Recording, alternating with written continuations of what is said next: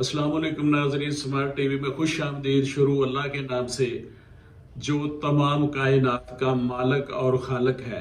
नाज़रीन, इसराइल फ़ौज ने गज़ा के तमाम शहरियों को 24 घंटे के अंदर जनूबी हिस्से में मुंतकिल होने का हुक्म जारी किया है और किसी मुतवक्का ज़मीनी कार्रवाई से कबल गज़ा की सरहद के करीब टैंक जमा करने शुरू कर दिए हैं।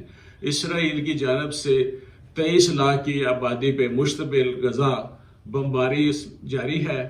अभी तक काफ़ी तादाद में इसराइली शहरी और फौजी हमास के कब्जे में हैं।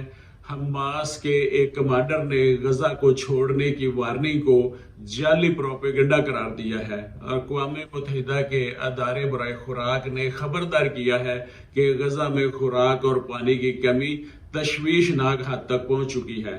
अक़वाम मुत्तहिदा के अदारे पनाह बराए फ़लस्तीन इसने अपने अमले को गजा के जनूबी इलाके में मुंतकिल कर दिया है और कहा है कि हम इसराइली हुकाम पर जोर देते हैं कि वो पनाह गज़ीनों की हिफाजत को यकीनी बनाएं और इन्हें निशाना न बनाएं। अमरीकी वज़ीर ख़ारजा एंटनी ब्लिंकन ने मशरक़ वस्ता के मुख्तलिफ मुल्कों के वफद से मुलाकात की है। शाह अब्दुल्ला से मुलाकात की, इसके बाद कतर पहुंचे और मज़ीद मुल्कों का दौरा करने वाले हैं और फ़लस्तीन अथॉरिटी के सदर महमूद अब्बास से भी मुलाकात करेंगे।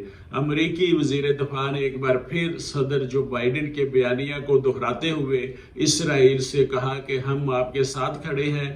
रूस के सदर पुतिन ने अमेरिका पर तनकीद करते हुए कहा है कि इसराइल और फ़लस्तीनियों के दरमियान तशद्दुद में इजाफा ज़ाहिर करता है कि मशरक़ वस्ता में अमेरिकी पॉलिसी नाकाम हो चुकी है और फ़लस्तीनियों के मफादात को नज़रअंदाज किया जा रहा है। पुतिन के तर्जुमान ने कहा कि वो जंगी फरीकान से राब्ते में है और वो इस तनाज़ा को हल करने में अपना किरदार अदा करेंगे। उन्होंने खबरदार किया कि यह तनाज़ा दूसरे खित्तों तक फैल सकता है। अमरीकी हुकाम ने पुतिन के इस बयान पर कोई तबसरा नहीं किया, ना ही इस पर कोई अपना रद्द-ए-अमल दिया है।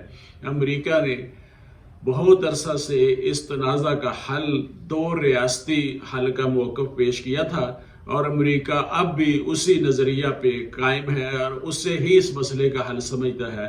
ईरान ने कहा है कि अमेरिका को इस लड़ाई को रोकने के लिए इसराइल पर दबाव डालना चाहिए और इसराइल से अपने मजबूत तल्लुकात को इस्तेमाल करते हुए जंग बंदी करानी चाहिए। ईरान ने कहा है कि अमेरिका इसराइल को गजा को तबाह करने का मौका देना चाहता है, जो कि एक संगीन गलती है। इमरान का मौक़िफ़ है कि लबनान का और इसराइल का अमन जो है वो सबके मुफाद में है और ईरान फ़लस्तीनी खुद रियासत की हमायत करता है और फ़लस्तीनी रियासत को एक आज़ाद और ख़ुद मुख्तार रियासत होना चाहिए। भारतीय वज़ारत ख़ारजा का ये बयान उस वक्त आया कि जब भारत के वज़ीर आज़म ने इसराइल के वज़ीर आज़म को फ़ोन करके हमास के हमले की मज़म्मत की और इसराइल को अपने मुकम्मल ताउन का यकीन दिलाया। हमास के लिए ये एक चीन के लिए भी एक चैलेंज है, क्योंकि चीन जो है उसकी हमेशा मुफाहमत की पॉलिसी रहती है।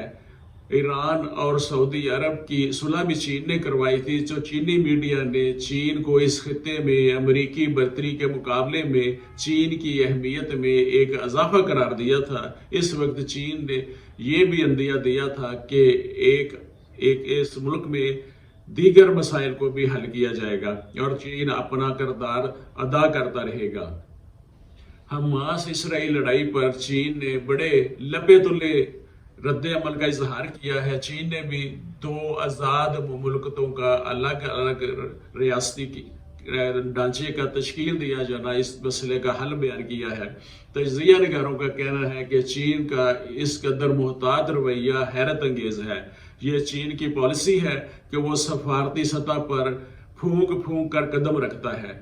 इसराइल हमास की लड़ाई में चीन को मुश्किल से 2-4 कर दिया है, क्योंकि एक तरफ चीन रवायती तौर पर फ़लस्तीनियों का हामी है, दूसरी तरफ इसकी अमेरिका से देरीना सर्द जंग है। चीन का कहना है कि मशरक़ वस्ता में क़याम अमन के लिए चीन तमाम फरीकों से राब्ते में है।